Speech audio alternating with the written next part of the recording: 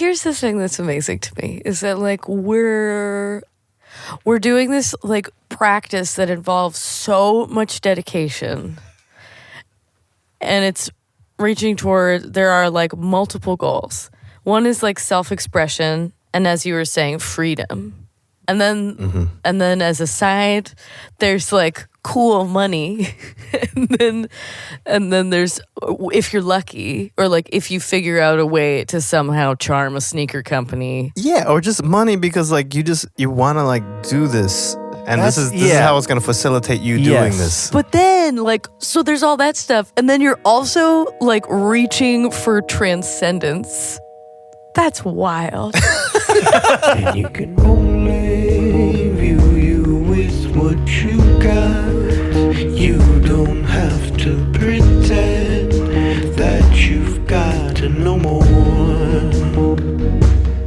'Cause you are young and proud. Hey, this is Elia Einhorn. Welcome to the Talkhouse Podcast. Today I'm joined by... Hi, I'm Amy Rose Spiegel, and I'm Talkhouse Music's editor-in-chief. Thanks for having me, Elia. Thanks for being here. On today's episode, two acts that are touring together across America as we speak, Sylvan Esso and Helado Negro. Helado Negro is Roberto Carlos Lang, who's totally awesome. His most recent album is Private Energy, which came out last year and includes the song that you're hearing right now, Young, Latin, and Proud. He sings in Spanish and English. He's a beautiful songwriter. And unfairly, he's also a beautiful writer. He recently contributed a gorgeous tribute to Downtown Boy's most recent album, Cost of Living, for the Talkhouse. One of my favorite bands. One of mine too. Victoria Ruiz is also a great Talkhouse contributor. So you can check that out at the website. Roberto's in conversation with Amelia Meath and Nick Sanborn, the two halves of Sylvan Esso, both creative and life partners, who both come from the folk tradition. They were in Megaphone and Mountain Man, and added glitchy beats, affected vocals, synths, and big pop choruses. Their first LP was a massive success. They recently dropped What Now? And in this conversation, they talk a lot about what growing up in public was like for them. Yeah, they also go into things like songwriting and chasing the feeling of finding like a magical sound that elevates you more than what they call gym music, while also sharing their appreciation for gym music. They talk about finding honesty as an artist and connecting with fans via a mutual trust. They also talk about writing songs while peeing, so they're very funny people. They do. Yeah. So we really enjoyed this, and we'll let them tell you all about it. Let's roll it. Let's get deep. Let's do it. Okay, so in September, I'm going to tour with these two wonderful humans, and I've toured with them in the past, and I was like so in love with how in love their fans were of them. Like I would go all the way to the back, like the last row, and people would be like belting out lyrics. And then Nick and Amelia would be like, all right, we're done. And get off stage and everybody's like, no. And the people are like melting and they're like, that's all we got. Those are all the songs we have. And it was like it was really cool. Mm-hmm. Yeah, we were just talking about this the other day. We were talking about those shows. It was kind of right when we started moving up to like a lot bigger rooms. And I think we were really concerned that we weren't ready as a band to put on a show that fit in those spaces. If you're going to like a show at, T5 or Brooklyn Steel or, Madison Square Garden where we're going tonight, you can't just get up there and do the same show that we would do at the Doug Fir, or you can, but it's going to feel small. And maybe to play those places, you have to charge like $25 because those places cost so much money to play in them. Yeah. And so I think there was this weird section of time in the band where we were really trying to figure out how do we make this a show that no one will feel like it wasn't worth it. How do we with only like the 12 songs that we have, how do we make this something that someone won't feel like ripped off? Even if they know going in we only have one record. Right. Like there's still going to be somebody who's going to be bummed out that we didn't magically invent 10 more songs that we had to play. Right. So that was kind of right at that teeter-totter point. And so now it's like the best because we can change the set list every night if we want to. Yeah, indeed. When we went from playing those shows to going back and writing new material. The biggest hurdle was just getting over our own blind, staggering fear of failure. But that's like with every album, right? You feel that. Totally. But like because it was like the second record and because we had been greeted with more success than we had ever dreamed of or expected, it really felt like there was some like evil creature being like, "What are you gonna do now? What are you gonna do?" You know, I think everybody has that. yeah, of course they do. But like, it was the first time I'd ever like really grappled with it, where like, or particularly because like as performers, like usually you can like perform your way through that fear. Be like, whatever, it's gonna be fine. No, don't worry about it. I'm just gonna project this like positive energy towards this thing, and then it'll all, it'll crumble and turn into a little dried up piece of toast or something. And with this, it was it really was like dealing with real fear of failure, which quickly disappeared after we figured out how to do it. And the way we figured out how to do it was doing it. As my favorite college professor, Dina Janis, would say, "Do the do." Yeah, it's weird. It's weird how I think in anything you do, it's so easy to get in your own way. I saw you guys in front of like all these people, and then there's like this ecstatic like encouragement and excitement, and you're like, "Oh man, this is great." And like what you're saying, like this fear of like, what do we do next? And I almost feel like, not to be, I'm not like trying to like sit here and like plug your record, but like even the title's like, "What Now?" is like kind of dope because it kind of feels like you did something and then you're like, okay, now we're like here with this, like check this out. So I feel like there's like a huge amount of freedom. I mean, you're kind of like nervous, but it's what I always feel. I feel like I make music to be free. And so that's like my biggest thing is like when I make music, I'm trying to be free. That's it. And then I feel like you guys are kind of almost presented with like an immediacy of like this freedom, like, Once we stopped worrying about it and I think that was the main thing. It was just like, oh, well, how do we write stuff like that again? And then we realized that we couldn't because this crazy thing had happened to us and the world was different and we were different people. So there's no way to do this, anything close to the same thing that you did. I mean, if you're being honest, this beautiful thing happens. I mean, I think you probably know this too, but when you kind of cultivate an audience, really what you're building there is trust. And, you're telling them, you can trust me. Like if you invest in this emotionally, then I'll take us both to a place. That's kind of what every record and every show is really doing, and kind of the deeper that relationship becomes, the more trust, assuming you haven't ruined it, the more trust is there. And so the more you as an artist can kind of spread out and broaden what that experience for the both of you can be. We have the wonderful thing of knowing that nobody's going to see a mask that we put on and think that that's our real face now. Yeah. Because they know the underlying thing. Did that make sense? I love that idea. Yeah, it totally makes sense. I don't know if we're at that point though. Well, I think I feel that. I don't know if we're all the way there. Obviously, people are still finding us, but I that's how I feel when I get on stage. Totally. I feel like I'm on like a second date. Or third.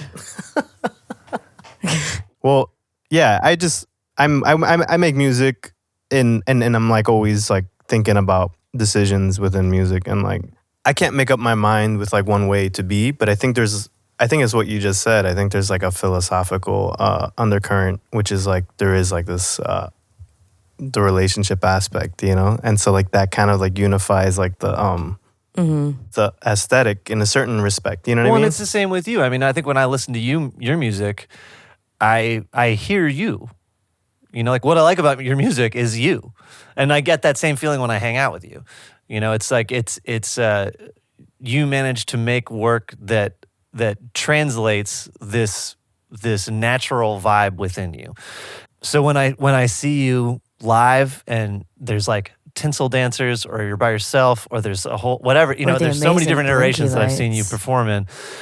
They all point to the same idea, and that idea is like the Iowa within you. Like that's even like your experimental stuff. Like when I hear like your weirder tapes and stuff that you put out. Like to me, that all feels very in the same world as Young Latin and Proud or Come Be Me. Like that all feels like Right. it's coming from the same place.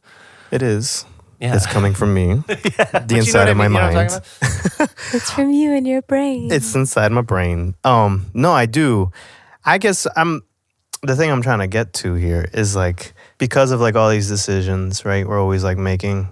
People always ask me, they're like, "Man, how do you make music?" And it's just like, oh well, it's like the worst question in the world because it's like doesn't.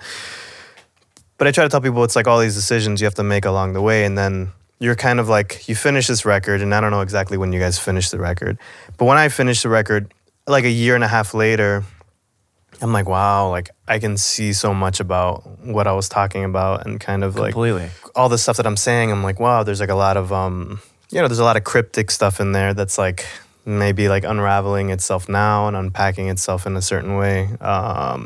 For me, it's like always been about like the process is like the magic, right? Like you're like, I don't even care about the final thing sometimes. I'm just like, man, I just want to be in that moment and feel real good. And I don't even care about what it sounds like anymore. I don't Yep. care about like fine tuning it or like changing these frequencies or compressing anything. I'm just like, man, this feels so good This right now. moment is the point. Can we just like hit eject and like go to a different planet now? Yeah, I was having a daydream about that, or I was thinking in terms of, it seems like for you, your process has become one of the largest aspects of your art form. Is that true for you? Yeah, I mean, for me, it always has been. It's kind of like my favorite moments, So whether or not sometimes it's like a really good thing that's coming out of that, in terms of like something that people will like, Yeah. Oh, do you think about that?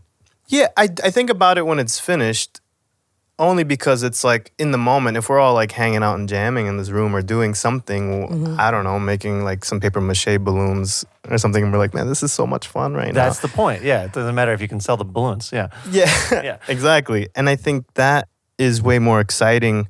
And I think that's where performance comes into play. We're sitting in this room, and like, if we can feel each other's like bodies vibrate, and I feel like that's like really important. And I think that's what the whole process is. Like your body's vibrating while you're doing something, and then everybody's kind of sharing this vibration. We're kind of like, there's this like, in a performance, there's like, the more people, it doesn't have Everyone's to be focusing their energy in one direction. It's this, yeah, of course. everyone's kind of like resonators, and we're all like vibrating each other's feelings and frequencies. And I think that I guess that's what I'm saying, like within the process you have this moment where you're like completely in tune with like what you're thinking about, and then all of a sudden you kind of like, it either like shoots out of you or kind of gets like exercised out of you, or you vomit it out, I don't know, and then then it's there and you're like, I don't know what this is, but it was cool doing it. Now I have to deal with it in a totally different way. Absolutely, yeah. And I think some of the stuff I heard on your new record was like stuff like that, like that Slackjaw song, or the beginning of the song right after it, where it's just like really trippy sounds, and you're not really sure where it's gonna go. And I feel like that's like the moment that always seems the most exciting. It's like that moment of like the uncertainty of like, where is this going to, and like Well, I'm hoping that's it why doesn't. we opened the record that way too, Like, Yeah. Like that song came about in we finished that whole thing in an hour. Is that about right? Sound? Those are the best songs. I feel like because you're like up in the process, right? And I feel like you are like doing something, and then all What's of the a sudden thing? you're Like like, that song was all process. It was Amelia had written this beautiful thing, and then While it I was peeing. I wrote it while I was peeing. Yep. A true, just having a human moment, being an animal.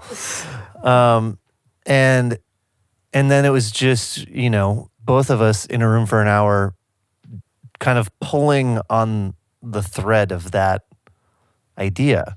And in the moment, very immediately, just pulling on this one line, and all, seeing all the things show up out of it, and letting it be confusing and noisy and strange, because that's what the moment was, I think there's like this like baptismal moment in the song where you're getting like your head pushed underwater.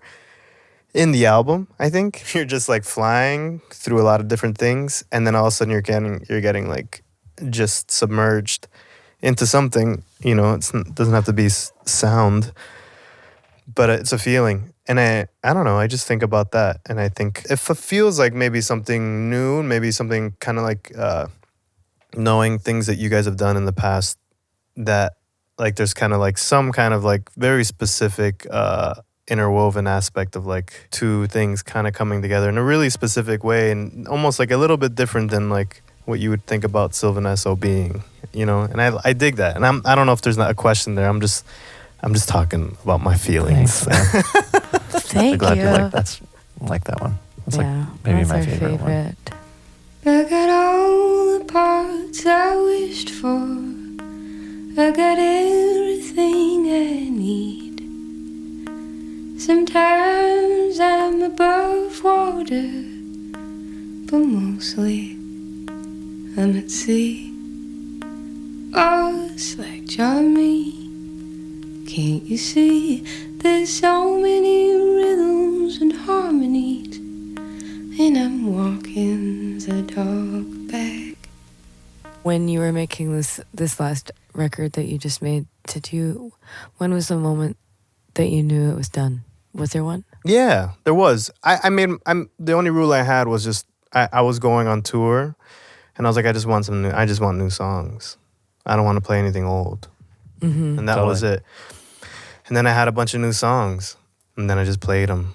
And they meant, they had different meanings, but that was kind of like the premise, the parameters to make it, to finish songs and then have them ready and be like, okay, these are something different, something weird, and I know what I want to work on now. And that was kind of like how I made that last record, which was cool because I think a lot of people maybe start out doing that, where like they have their first band, they have their first group, and then they have their first record, and then you're kind of figuring it out. But instead of putting it out, I figured it out and then put it out.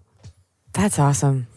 It was hard, but yeah. Did it It's feel, always hard. Yeah, was it nice because you toured it before you recorded it, right?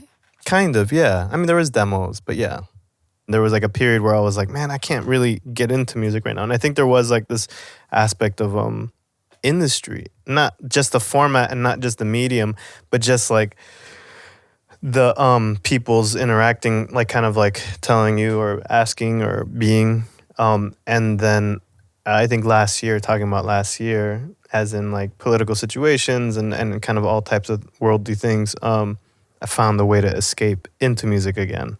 And I think that's like my biggest excitement about sound, is like the fact that it can scare the bejesus out of you, and like, but it scares you because it's like this fear, the unknown, and then like you're in it, and then all of a sudden you're hearing sounds in all types of crazy ways, how they affect you. And I feel like escaping back into music has been kind of a joy again, more so than ever. That's wonderful. You know? Did you make music through not liking music? No, I have never done that. I didn't really make that much last year. Mm-hmm. I didn't make that much music at all because I was listening again. I didn't really. Oh, that's so fun. Really? Yeah. What did you hear?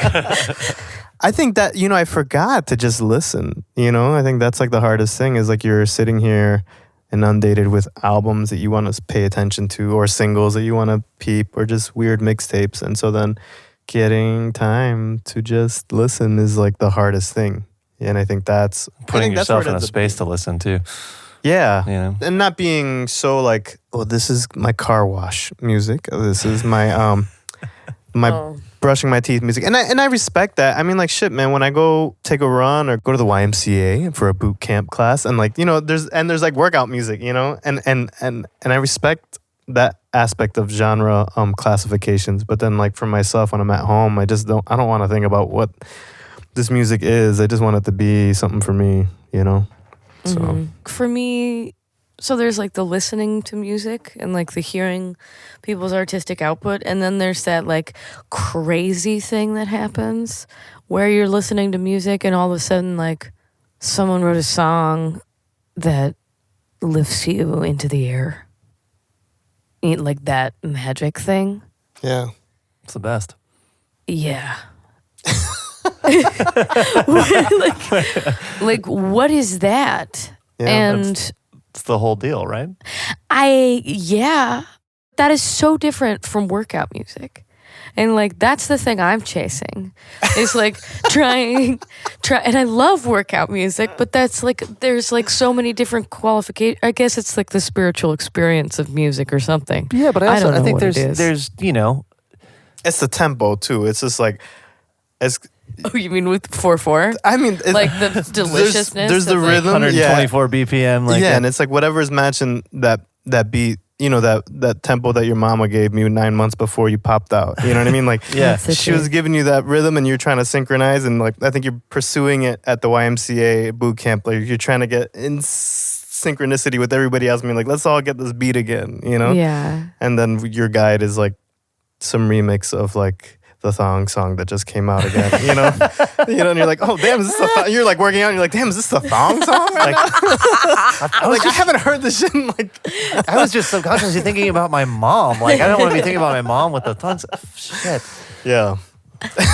That's real. That's so real. It's all, I don't know, there's those songs that lift you and do this thing. And I think that there's so many different kinds of people and kinds of brains and, sets of life experiences that lead to a different song lifting them into the air. You know? Here's the thing that's amazing to me is that like we're doing this like practice that involves so much dedication, and it's reaching toward, there are like multiple goals. One is like self-expression, and as you were saying, freedom, right? And then as a side, there's like cool money, and then there's, if you're lucky, or like if you figure out a way to somehow charm a sneaker company. Yeah, or just money because like you want to like do this, and this is how it's going to facilitate you doing this. But then like, so there's all that stuff, and then you're also like reaching for transcendence. That's wild. I wish we could show Amelia's face when she just said that's wild. It was a good face. FYI. Yeah. Well, this conversation got pretty broad. Yeah, it did. Yeah. So yeah, where do we go from here? On tour. What do we together? Oh yeah. So September. Something. This is just so you guys know, when you come see us out on tour, we'll be having these conversations all the time. Yeah. Just hanging out, chilling on a tour bus, drinking some gin, talking about feelings and transcendence and planning, sneakers. Isn't tour the best? Beep. My skin glows in the dark, shines in the light. It's the color that holds me tight.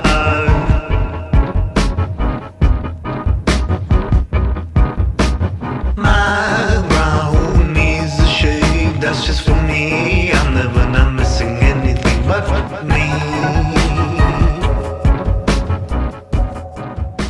So I think their tour is going to be the best. Again, they'll be touring together throughout September all across America. So make sure that you go and catch those cats if they're coming to a town near you. Make sure you check out the Helado Negro piece on Downtown Boys at Talkhouse.com. Yeah, and to keep in touch with us about that or anything else you like, follow us on Twitter, like us on Facebook, you know the drill. If you enjoyed today's talk, head over to Stitcher and iTunes and subscribe. While you're there, rate and review. Every time you do, it helps someone else find the podcast. Next week's talk is Thurston Moore of Sonic Youth in conversation with LCD Sound System's Tyler Pope. And after that, we have Tunde Adebimpe, he of TV on the Radio, with Grammy-winning producer Ian Brennan. Shouts to Herd City, where we recorded today's conversation. I'm Elia Einhorn. I'm Amy Rose Spiga. Behind the boards, we have our engineer and co-producer, Mark Yoshizumi. Till next time. Thanks. And you stuck on me all this time.